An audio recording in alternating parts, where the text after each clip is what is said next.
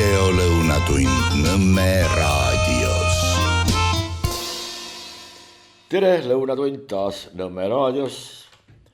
Esmaspäev on käes ja mis siin ikka, võtame tavapäraselt mõned asjad ette, mis nädalast meelde on jäänud. Kõigepealt muidugi ja suur tänu kõikidele toetajatele, loodame, et teilt tuleb ajaga juurde ja julgelt, kui miski asi, mida me siin räägime, on kuidagimoodi kas kahtlane või asendame A-O-ga siis kohtlane, andke sellest teada ja tingimata katsume kontrollida ja tunnistame ka üles, kui oleme kuskil eksinud. Niisiis, aga läheme kohe asja juurde. Ardo Hansson rõõmu sõnumiga kõigepealt ja ta ütleb niimoodi. Tuletab meelde, et Ardo Hansson on peaministri majandusnõunik. Ehk mingit negatiivset sõnumit põhimõtteliselt siit ju tulla ei saagi, sellepärast, et kui ta ütleks midagi, et on halvasti või siin või seal või kuskil kolmandama koha peal, siis on see ju hinnang tema enda tööle. Tähendab, ta on andnud kas vale nõu, valel ajal, ebaadekvaatset või midagi taolist. Sellist asja tunnistada ei saa, järelikult kõik, mis sealt tuleb, kõik on olnud suurepärane ja tulemused on loomulikult täpselt samamoodi. Aga nüüd, kuidas ta ütleb? Eesti majanduses on toimunud pööre, mida ei saa märkamata jätta. Tähendab, kes on seda märganud, et see mingisugune pööre on majanduses toimunud ja nüüd siin on üks selline oluline detail, aga ta isegi ei ole detail, ta on üks võtmekoht. Kui jutt on majandusest, siis mis asi on majandus? Raamatupidaja ütleb, et see on mingite numbrite süsteem, poliitik ütleb, poliitik, ta ei ütlegi mitte midagi, ta räägib lihtsalt majandusest ja tal ei olegi vaja seletama hakata, mis asi see majandus tegelikult niisugune on. Kui majandus suureneb, kasvab, väheneb, laieneb, süveneb, teeb ükskõik mida, siis mis asi see on, mis süveneb, laieneb, suureneb, kitseneb, ükskõik, mis temaga juhtub. Mis asi see on? Nii, aga läheme edasi, ta ütleb veel niimoodi. Veel mõned kuud tagasi oli tavapärane rääkida Eestist kui Euroopa ühest nõrgemast majandusest. Tugev majandus, nõrk majandus, poolkõva majandus, no ei tea. Veel mõned kuud tagasi, see tähendab, et nüüd on kuskil toimunud mingisugune järsk, raksakas kuskil käis ja midagi on juhtunud. Ja ta jätkab, täna näitab statistika hoopis midagi muud. See tähendab, me ei ole enam nõrgemad. Eesti majandus kasvab euroala keskmisest kiiremini, inflatsioon on euroala madalaim ja tööturg püsib tugev. Turuhoone või ma ei tea, mis asi see seal püsib. Turuplatsil, koha eest küsitakse tasu, võib-olla on see suuremaks läinud, ei tea. Kui faktid on muutunud, peaks muutuma ka avalik arutelu. Avalikku arutelu meil ei ole toimunud kui sellist. Keegi kuskil oma mätta otsas räägib ühte juttu, me siin lõunatunnis oma juttu, keegi kuskil kolmandamas kohas Riigikogus, valitsuses, tänavanurgal, kempsu taga, poe järjekorras, metsas räägib oma juttu, mingisugust kokkusaamispunkti või mingisugust kokkulepet, et nüüd on niimoodi, siin on mingisugused kontrollitult esitatud andmed, see on nii valiidne kui ka reliaabel, see on, sotsioloogias kasutatakse neid termineid, et kui asi on tõene ja tegelikkusele vastav ja on usutav, siis avalik arutelu peaks nüüd muutuma. Kuidas on see võimalik, et inimesed ei ole sellest kuidagimoodi aru saanud, et mingisugune järsk pööre on toimunud, et näiteks toimetulek on oluliselt paranenud, mingisugused asjad on läinud palju odavamaks või kui ei ole odavamaks läinud, siis on meil tekkinud palju rohkem raha, et saame endale neid oluliselt rohkem lubada, saame lubada endal kuskil rohkem käia, reisida, paremini süüa, käia arsti juures, miks mitte, sellepärast et seal tuleb ka ju teatud raha hulk välja anda, no ei tea.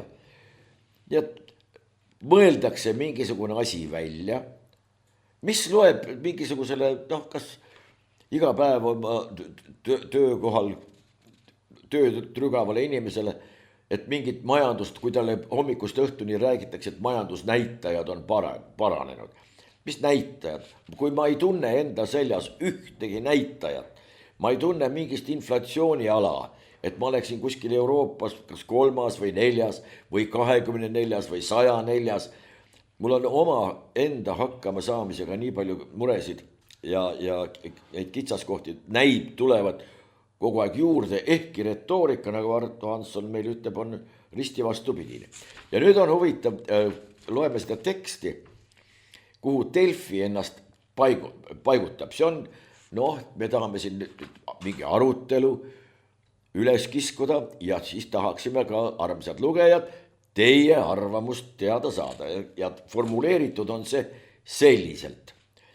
Kui majandusnäitajad on tõesti nii selgelt paranenud, siis oleks huvitav arutada, kas avalik hinnang liigub paratamatult statistikast aeglasemalt või peegeldub inimeste ettevaatlikkus veel argikogemust hindade ja töökindluse osas. Mis töökindlus, mis asi see töötab? No, ei tea. Millised märgid veenaksid teid, et Eesti majanduse pöördepunkt on päriselt kätte jõudnud? Mis märgid? Mis nad peaksid mind veenma? Kas Ardo Hanssoni jutust siis on üksi vähe? Või nüüd, et mingisugune märk peaks olema veel ka, mis peaks mind kuidagi moodi veenema, mis... No, arutelu nii. Delfi kommentaariumi arutelu küsimus on toimetuse poolt pakutud küsimus, mille eesmärk on algatada ja toetada sisulist arutelu. Arutelu mille ümber? Mida siin peaks keegi arutlema? Kas selle üle, mida Ardo Hansson ütleb? Kas arutleme nüüd selle üle, et need pöördepunkt on kätte jõudnud? Milles see pöördepunkt seisneb? Kus seda näha saab? Mitte midagi. Kuskilt. Teinekord jääb niisugune mulje, et võib-olla tõesti see praktiline lugemisoskus ja mingi arusaamisvõime on päris ära kadunud. Neid tekste loed, siis tekib tõesti niisugune ahastustunne peale, et kas ma tõesti nii rumal olen, et mitte millestki enam aru ei saa. Ahti Kallikorm ütleb, vaktsineerima peab lisaks puukidele ministri rumala jutu vastu. Lisaks puukidele tuleb puuke tuleb siis vaktsineerima hakata või? No, võtad puugikese, vaktsineerid ära. Aga muidugi on tal tuline õigus, et ministri rumala jutu vastu, meil on, Karmen Joller on meil ju minister, nüüd on neid ideid tulnud sealt üsna palju, et kiirabi maksad ise kinni, ise paned endale diagnoosi ja kui diagnoos ei vasta sellele, mida sulle näiteks kiirabibrigaad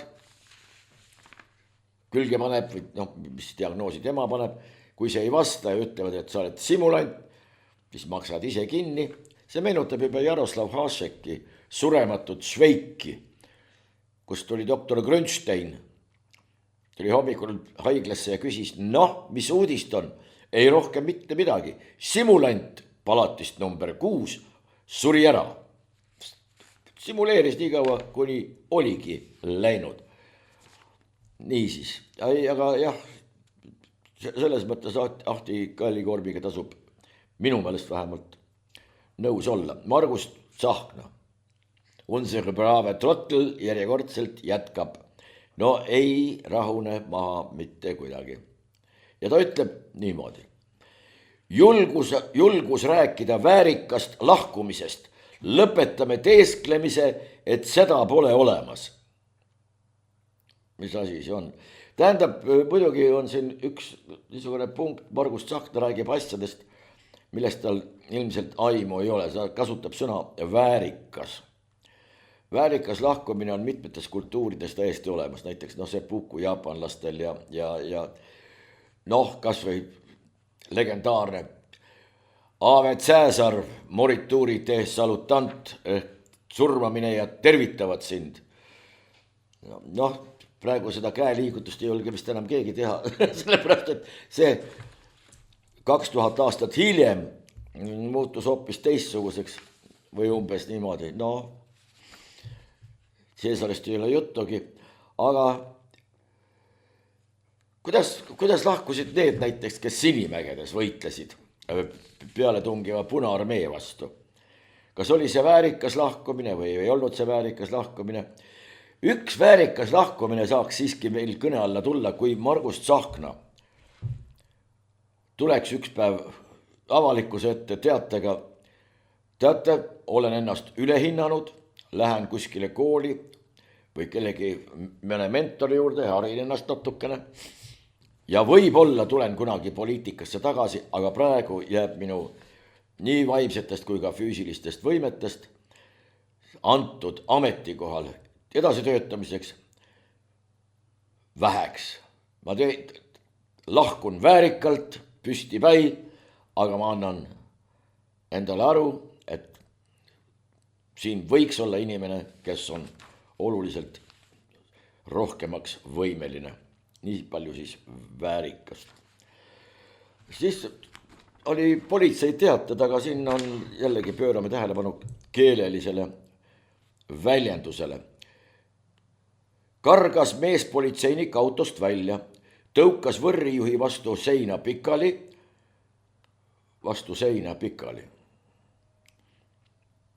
Ratas kukkus maha ja haaras poisil kõrist kinni. Politsei kommentaar. Politseinikud vestlesid poisi ja tema vanematega. Nõnda on siis politseil viisiks vestelda. Tuli meelde, kunagi oli anekdoot, midagi teha ei ole, oli Nõukogude Liidu üks vaieldamatult hokimängija Harlamov, Valeri, kui ma ei eksi. No ta oli ikka ilmas, teda tunti üle ilma ja kui jäähokist juttu oli, siis olid ikka samast reast Gordie Howe ja kõikide teistes, Bobby Orr, neid oli hästi palju. Ja tema oli üks nendest suurtest hokiässadest. Ja kunagi, kui hokikommentaator teleülekandes kirjeldas Harlamovi, seda ei ole kunagi olnud, aga anekdoot oli selline. Nii, ja nüüd Harlamov räägib vastasmeeskonna mängijaga, mängija kukub, kohtunik sõidab juurde, Harlamov räägib ka kohtunikuga, kohtunik kukub, püüab tõusta, Harlamov räägib uuesti, kohtunik ja vastasmängija kantakse väljakult minema, Harlamov tundub, et rohkem rääkida kellegiga ei tahagi, vestelda, see tähendab. Nüüd see on samamoodi, kui kõrist kinni vastu maad ja siis see oli vestlemine. Kusjuures politsei teatas veel seda, et mingit füüsilist jõudu kasutatud ei ole. Me ei räägi, kas siin keegi kasutas või mitte, me räägime lihtsalt sellest, kuidas seda kõike kirjeldatud on. Loogika selles tekstis paraku puudub. Olgu pealegi šokeeriv video on välja pakutud. Mõelge, kui see oleks teie poeg, Soomes lõppes politsei tagaajamine jõhkra lükkega kraavi. Nüüd on hoopis teine asi. Sisuliselt keegi kelleltki kõrist isegi kinni ei võtnud, lihtsalt keegi rikkus liikluse reegleid ja politseiauto suunas selle rikkuja kraavi. Ja nüüd räägitakse jõhkrutsemisest ja nii edasi. Mõelge, kui see oleks teie poeg. Ühel puhul on käitumine palju jõhkram ja siin ei ole mitte midagi. Soomes kirjeldatakse sisuliselt sama asja, kus oli jõhkrust oluliselt vähem, keegi kellegi kõrikellale jäänud, hoopis teistsuguse tekstiga. Selles mõttes on päris ja nüüd ja siis mismoodi Soomes käitutakse. Juhtunust levivad sotsiaalmeedias videod, mis on tekitatud terava arutelu politsei kasutatud peatamisviisi üle. Eraldi uuritakse, no näete, on uurimine isegi käima pandud, uuritakse nii mopeedijuhi kui ka politseinike tegevust ning viimase puhul on asjaolude selgitamisse kaasatud ka prokurör. Nii aetakse asju Soomes. Meil aetakse ka asju, aga vähemalt loodetavasti aetakse, loodetavasti on keegi kaasatud, aga sellest me midagi kuulda siiamaani ei ole saanud. Nii, ja nüüd jätkame.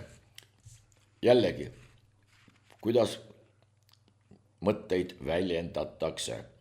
Kuumalaine sööb Euroopa majandust, : kliimakriisi hind ulatub sadadesse miljarditesse. Kuumalaine sööb Euroopa majandust. Ilmselt ei ole see kuumalaine, mis sööb, aga mingid tarneraskused hoopiski või mingisugused muud asjad. Kuuma käes on, eluaeg on töötatud kuuma käes või külma käes ja ei söö see kuum mitte midagi. Mis kuumalaine Euroopa majandust? No meil ei ole, räägitakse ka siin ju kogu aeg mingitest kuumalainetest, ehkki mingit kuumalainet paraku siia jõudnud ei ole. Siin ei tohiks ta mingisugust majandust süüa, aga pealkiri räägib tervest Euroopast. Võib-olla seal kuskil on ka kuumalainet, tõesti on põlengud ja ega lihtne ei ole. See on ka selge, aga kuidas me räägime, et see kuumalaine sööb majandust ja mida ta siis sööb? No piltlikult öeldes tuli sööb metsa, no peaaegu, et sööbki, järele jääb tuhk ja suitsevad ahelvaremad. Aga maitse asi järjekord. Nii. Üks välisuudis tuleb välja, et ega see IT asjandus kuigi hästi närvisüsteemile ja tervisele laiemalt vist ei mõju. Bloomberg on üllitanud muide sellise uudise, et USA spetsiaalsed küberväeosad, inimesed istuvad seal ööpäevade kaupa ekraanide juures ja tegelevad kas siis rünnakute või rünnakute eest kaitsmisega, ükskõik. Aga nüüd on meeletult, nii öeldki senselessly, ehk meeletult arusaamatult palju on hakanud toimuma enesetappe nende samade inimeste hulgas, kes selle küberrünnakute koostamise, ennetamise ja kõige muuga tegelevad. Ei tea, kuidas see niimoodi mõjub ja kas see laine ka siia jõuab, ei tea, aga jah, selline huvitav tähelepanek Bloombergilt. Niisiis, aga siin tuleme koju tagasi. Eesti 200 puksis Kalev Stoicescu riigikaitsekomisjonist välja. Puksis välja, päris armas termin. Asemele läheb Toomas Uibo.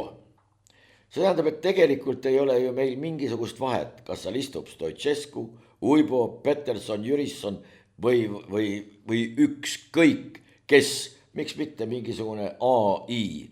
AI-ga võib-olla ei ole alati võimalik kokku leppida ja võib-olla AI on tõrges mingisuguste rumaluste või rumalate korralduste täitmisel, aga niimoodi on.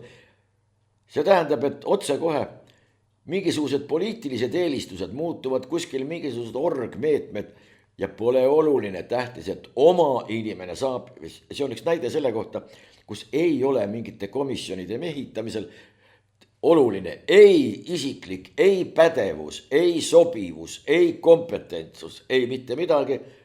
Oma võll tuleb asemele panna ja nii see on. Stoicescu on kogu aeg kõlvanud nende jaoks. Nüüd ühtäkki tuleb välja, et enam ei. Ja Toomas Uibo on meil ka väga selline värvikas tegelane, tuleb meelde kunagi mingil pressikonverentsil. Sai küsitud ta käest, et kuulge, et seal, ta on üks Nordica arhitektid ja põhjamineku arhitektidest vaieldamatult. Ja sai küsitud ta käest, et aga riiklikku ettevõtet niimoodi rahastada ja seal niimoodi raha tuulde lennutada, ega see eraettevõttes ei tuleks see ju kõne allagi. Ja Uibo vastus oli, aga mis seal vahet on? Riigiettevõte või eraettevõte. ei olnud kohale jõudnudki. Aga no, äkki läheb asi paremaks, mine tea. Niisiis, kolumn. Jan-Werner Müller annab meile teada, kui parempopulistid ründavad demokraatiat, tuleb nende erakonnad keelata. Esiteks, kes on parempopulist? Parempopulist on meie tingimustes see, kes kuulutatakse parempopulistiks kas koalitsiooni või võimul oleva valitsuse või selle liikmete poolt. Imelihtne, ei meeldi, kuule, sa oled parempopulist ja sind tuleb ära keelata. Kes ründavad demokraatiat, mida tähendab see demokraatia ründamine? Kui kellegi käest nüüd taas küsida, et mida te selle demokraatia all silmas peate, siis hakkab, no teate, see on natukene laialivalguv küsimus, no teate, see on ju elementaarne, kas ta siis ise aru ei saa ja nii edasi. Ainuüksi neid adverbe ja adjektiive, mis on sätitud sõna demokraatia ette viimasel ajal, tuletan meelde, läbipaistev demokraatia, esindusdemokraatia, liberaalne demokraatia ja nii edasi ja nii edasi ja nii edasi. Need on kõik demokraatia mingisugused eriliigid, missugust rünnatakse, missugust ei rünnata. Aga see on ära unustatud, mis asi see demokraatia üldse on, tuletame siinkohal meelde, demokraatia kõige sellises algsemas, ürgsemas ja otsesemas tähenduses tähendab rotatsiooni ehk vahetuvust. Sa oled mingisuguse aja ära, näiteks parlamendis või senatis või mingis valitavas kogus, sa oled ära, siis teed ruumi järgmisele ja ei ole sul sinna rohkem asja. See tähendab vahelduvus, rotatsioon.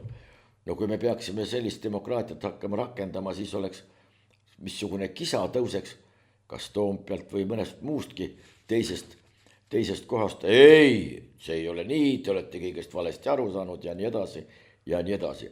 Paremäärmuslikud populistid kasutavad süsteemi küüniliselt ära, et võimule pääsedes võrdne mänguväli jäädavalt kaotada. Mis asi on võrdne mänguväli jäädavalt kaotada, kelle huvides? Aga huvitavalt on sõnad ritta pannud. Ja kui ei süvene, ütles jah, võrdne mänguväli kaotada ja ega see ilus ei ole ja kuidagi niimoodi mõjub. Aga see on üks näide selle kohta, lihtsalt paneme sõnad ritta, lõpuks hakkame võitlema mingisuguse ühise asja eest, üks võitleb ühe eest, teine teise eest, kolmas tavaliselt ei võidelda muide mitte poolt, vaid just nimelt vastu. Nii et maha populistid. Georg Henry Kaup ütleb, ukrainlased ja venelased samas tehases. Kiievi droonisõja raha läheb Hiina. Aga kus need ukrainlased ja venelased samas tehases on? Toodavad kuskil droone ühes sama. No ei ole, võiks kuidagi moodi lahti lüüa, et keegi ei hakkaks mõtlema, et võib-olla töötavadki. Aga võib-olla töötavadki ühes samas tehases.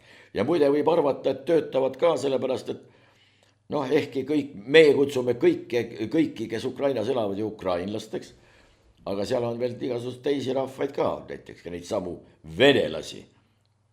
Pole mingit küsimust. Suur osa nendest praegustest Ukraina juhtkonnast, nad on viimase 10 aasta jooksul pidanud õppima ukraina keelt ja saavad sellega päris kenasti toime.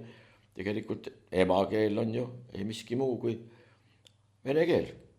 Isegi endine sõjavägede ülemjuhataja Sõrski oli ka ju kõige puhtamal kujul venelane, sugulased siiamaani Venemaal, seda pandi talle muide süüks ka. On isegi pilt, kus Nõukogude võimu ajal kursant Sõrski Punasel väljakul oma väeosaga rõõmsalt marssimas on. Nii, ja seda kirjutab muide, et teate kes? Georg Henry Kaup, Sisekaitseakadeemia noorem teadur. Sisekaitseakadeemias olen ekstra vaadanud, seal on mitmed teadurid tööl, aga teadust ei ole õnnestunud seal kellelgi teha, sellepärast et ühtegi tööd mis kuidagigi moodi mingite teaduslike uuringute alla võiks kategoriseeruda, lihtsalt ei ole õnnestunud avastada. Sisekaitseakadeemia muide ei ole ainus, sinna samasse käivad ka Tallinna Ülikool, mitte ühtegi, viimase 20 aasta jooksul mitte ühtegi tööd, mis võiks liigituda teaduslike uuringute alla. Aga olgu, saame tuttavaks, öeldakse meile, Jelisaveta Fedorova. 6-aastaselt alanud teekond viib sihikindlalt olümpiaunistuse poole. Nüüd on Elisaveta, tegemist ei ole Elisavetaga, tegemist on Jelisaveta. Ehk siis nimi on Jelisaveta. Ja ta ei ole ka Fedorova, vaid ta on Fjodorova. Aga mingil ajal on siin Eestis läinud käima mingisugune kampaania. Peaasi, et ei kõla nagu vene nimi. Siia saabunud näiteks ka mitmetel sõja eest pakku läinud inimestel, kes on Ukrainast siia tulnud, on nimi muudetud selliseks, et nad ise, kui sa selle nime välja ütled, ka enam aru ei saa, et just teda mõeldakse. On ilmunud välja igasugused Ehorid ja kõik muud sellised, tegemist on ju tegelikult Jegoriga ja nii edasi. Ja isegi näiteks siin õppeasutustes, mõtleme kas või näiteks selle samase Narvas, Sillamäel ja Jõhvis asuva kutsehariduskeskus või kuidas ta nimetus on, Kosmose nimeline õppeasutus. Ka seal on eestikeelselt kirjutatud vene õpilaste nimed tihtipeale sellised ja kui küsid, et aga miks su nimi niimoodi on kirjutatud, ei tea, ametnikud kirjutavad nüüd niimoodi. Ei tea, miks see on, aga kui suurest tuhinast kõik peab erinema vene hääldusest, kirjaviisist ja kõigest sellest, no siis ju on tegemist mingisuguse poliitilise või poliitiliselt laetud agendaga, aga ega see ilus ei ole. Milles see keel süüdi on? No kui on Fjodor, siis miks ta ei või Fjodor olla? Miks ta peab olema mingisugune Fedor? Aga nii. Üks ajakirjanik on põhjustanud tormi teeklaasis, aga väga palju arutlusi. Nimelt, kas oli Die Welt või oli isegi Frankfurter Allgemeine, hea küll, väljaande jätame nüüd rahule, aga Saksa ajakirjanik küsis Zelenski ja Vučići on Serbia kõrgem juht teadupärast, nende ühiselt pressikonverentsilt ja Saksa ajakirjanik küsis, et mis võiksime me eurooplastena veel teha, et saaksite tappa rohkem venelasi?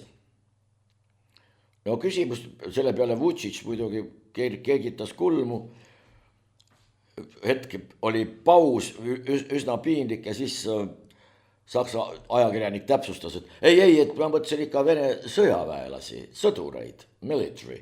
Noh, aga kui oleme juba jõudnud nii kaugele, et peab hakkama kedagi rahvuse järgi tapma, siis ei ole seda päris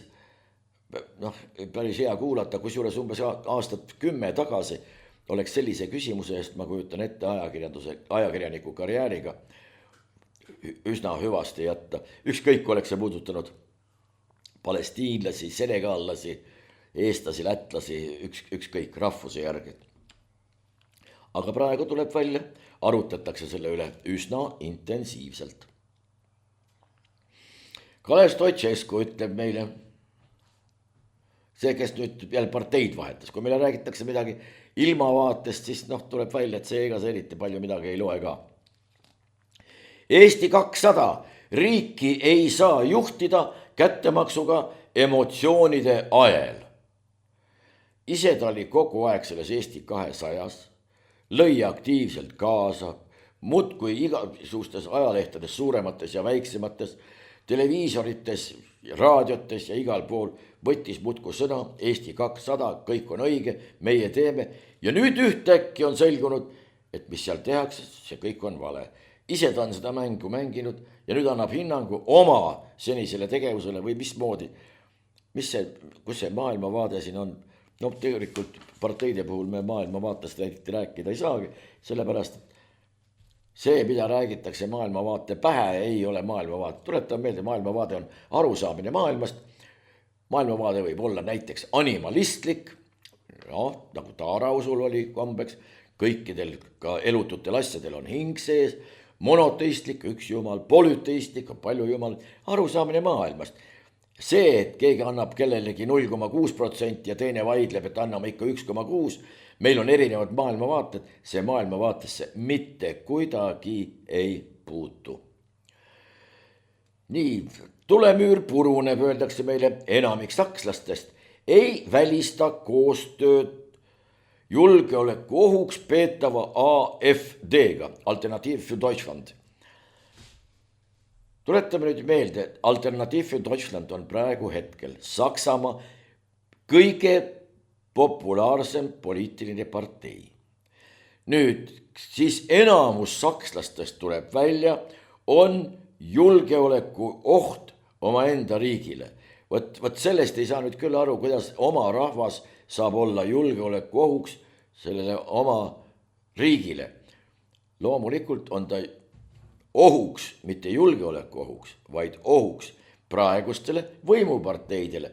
On siis ka need Grüne Erbsenid, rohelised ernekesed või on siis need kristlikud demokraadid või veel ükskõik kes. Aga kohe antakse nimi külge, julgeoleku oht, see peab tähendama, võt see on neurolingvistiline programmeerimine. Kui AfD, see tähendab, et tegemist on julgeoleku ohuga. Ükskõik, mida nad teevad, ükskõik, mida nad ütlevad, ükskõik, kui suurt elanikkonna kihti või hulka nad ei esinda, igal juhul on tegemist julgeoleku ohuga. Vaatame, mis juttu siis hakatakse rääkima, kui Alternatiiv für Deutschland näiteks võimule tuleb ja ka meie uus tsahkna või vana tsahkna peab hakkama nendega kuidagi moodi suhtlema, läbi käima või ütleb, et ma teiega ei mängi ja üldse valige endale uus mingisugune partei, siis ma hakkan teiega suhtlema.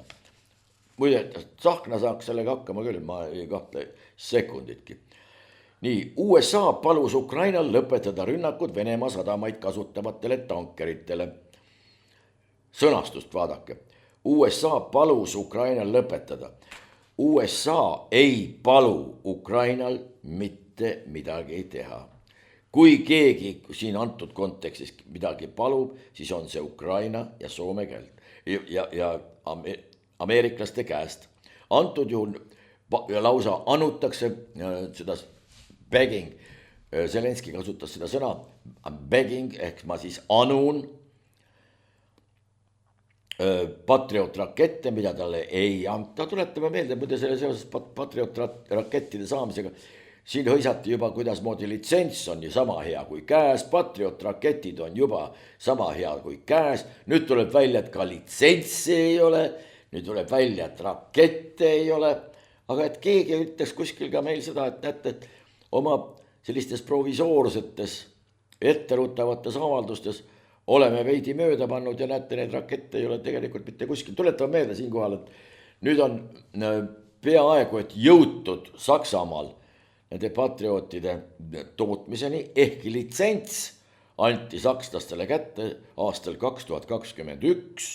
See tähendab, et 5 aastat on läinud Saksa tehnilise taibu, inseneri nutikuse, tööstusliku võimekuse ja kõige muu taustal nende tootmise korraldamiseks.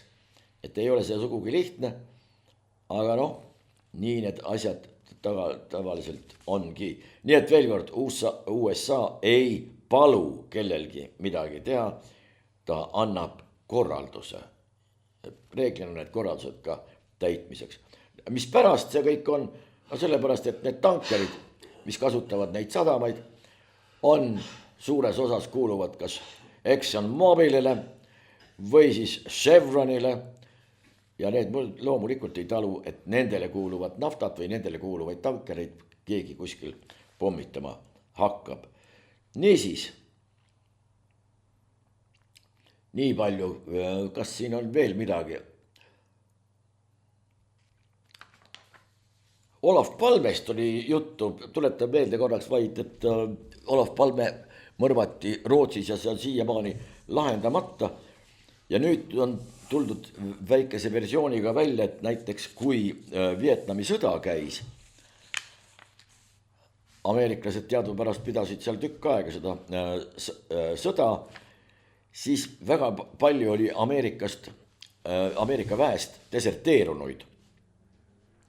Ja nemad teadupärast suures osas läksid Rootsi, kust neid välja ei antud ja tol ajal oli Rootsi peaminister seesamane Olof Palme ja terve maailm Ameerika näol oli rootslaste peale väga tige, et nad seal neid desertööre enda juures hoiavad ja enda juures peidavad ja neid kellelegi välja ei anna.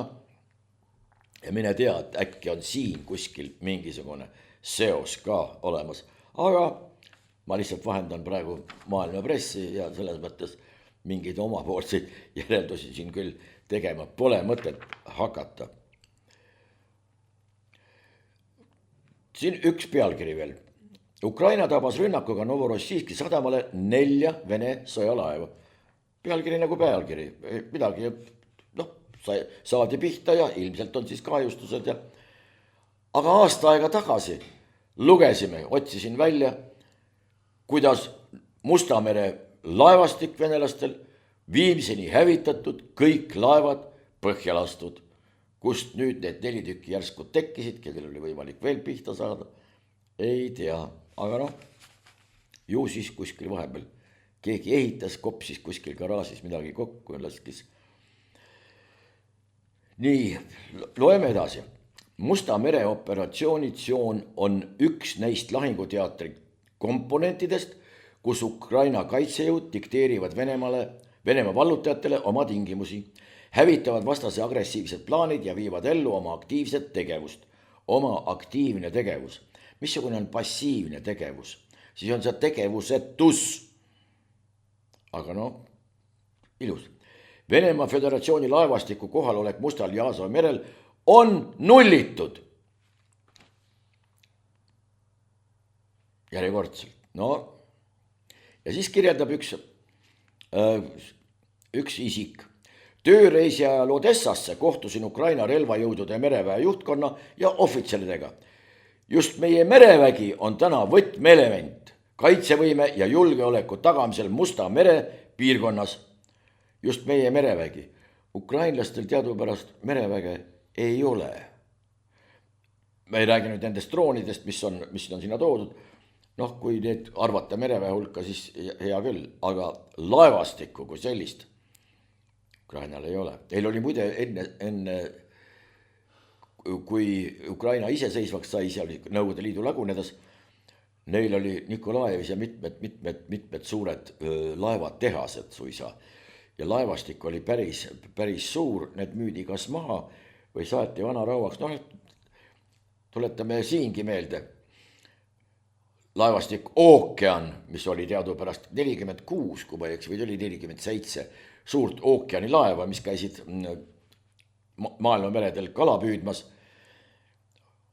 Valio, Soome firma Valio, sai terve selle tootmiskoondise Ookean, kõik need moodsas keeles infrastruktuuri, kõik need paadikuurid, kõik need ellingud, kõik need laevad, kõik need kontorihoored ja kõik need praktiliselt mitte millegi eest müüdi maha.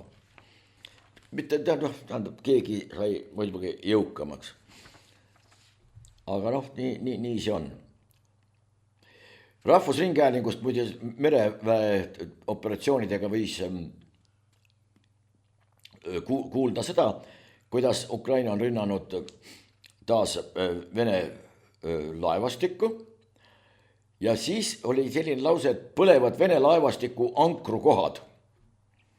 Ankrukoht on teadupärast meres asuv paik, kus on laevadel lubatud ankrusse heita.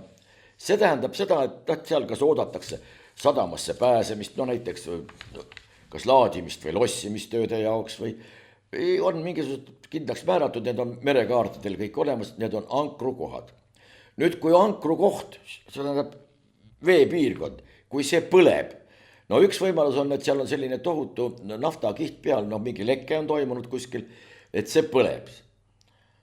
Teine koht, kui see ankrukoht ise põleb, see tähendab, see vesi põleb, siis seal enam ankrukohta ju ei ole, see põles ära. aga kas siis tõlgitakse kuskilt neid tekste või mõeldakse suisa välja, aga no enne võiks ikkagi natukene mõelda, mida laiale üldsusele ja mil viisil esitataksegi. Ankrukohad põleda ei saa. Ivar Soosalu ütleb meile niimoodi.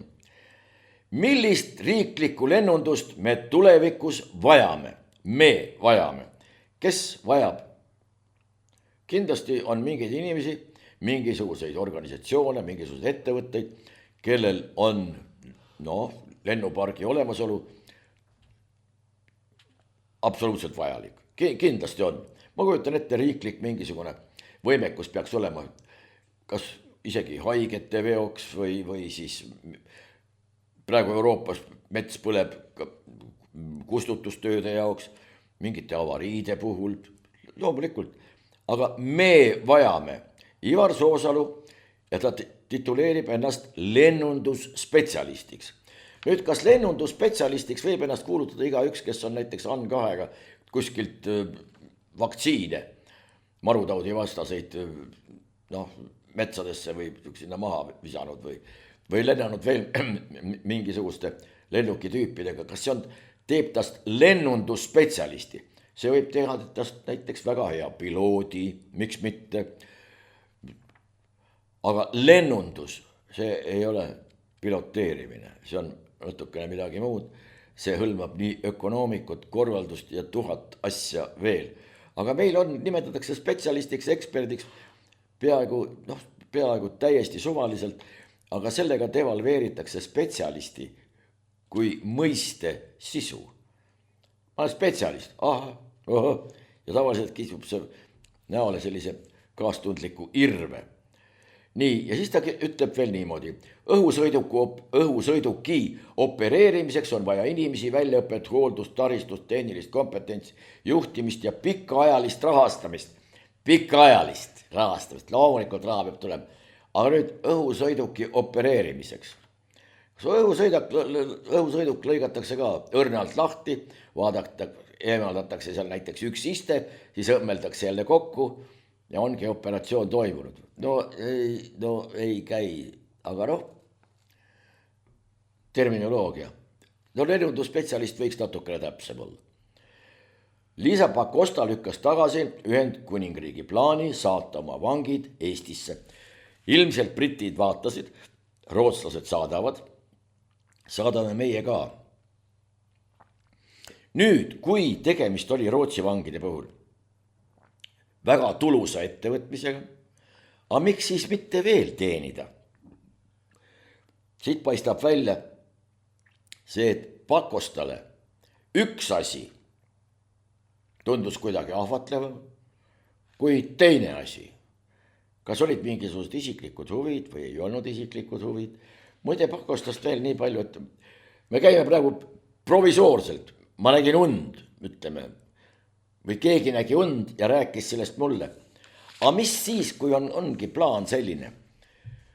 Plaan 200, te toetate Ülle Madise presidendi kandidatuuri. Te toetate teda juba Riigikogus, valime ära. No ei tea, kas nii läheb või ei lähe, aga igal juhul 200 teie toetust on vaja. Toetame. Mis te selle eest tahate? Kui Ülle Madise läheb presidendiks, siis Liisa Pakosta saab õiguskantsleriks. Kuidas teile selline käik tundub?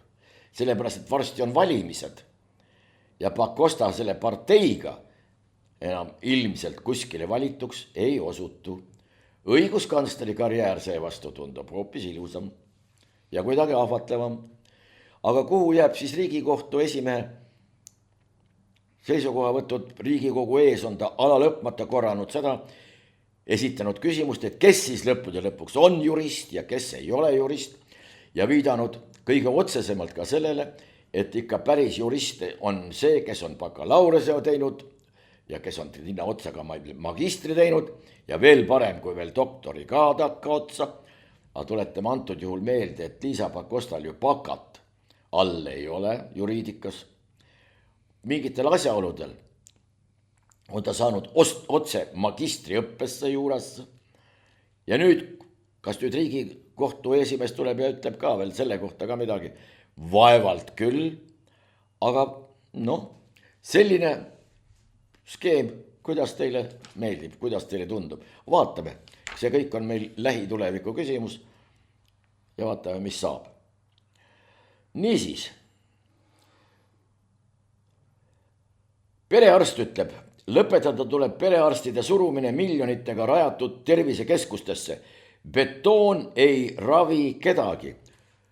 Huvitav, jääb üle ainult nõustuda. Miks selliseid, no võtta, näete, siiski on avaldatud ka. See, kas sulle süst tehakse puukuuris või enam puhtaks roogitud puukuuris või tehnika viimase sõna järgi ehitatud betoon mingisugusest 100 liftiga ja siis on ainult rohelise energiaga, liikuvate elevaatoritega ja või mingisuguses niisuguses tervisekeskuses. Vahet ei ole, sest tõepoolest betoon ei ravi mitte kedagi. Täpselt samamoodi on ka koolidega. Te võite ükskõik kui uhkeid koolimaju ehitada. Lõppsõna on siiski õppekavadel, programmidel ja pedagoogidel. Midagi ei ole teha. Nii see on.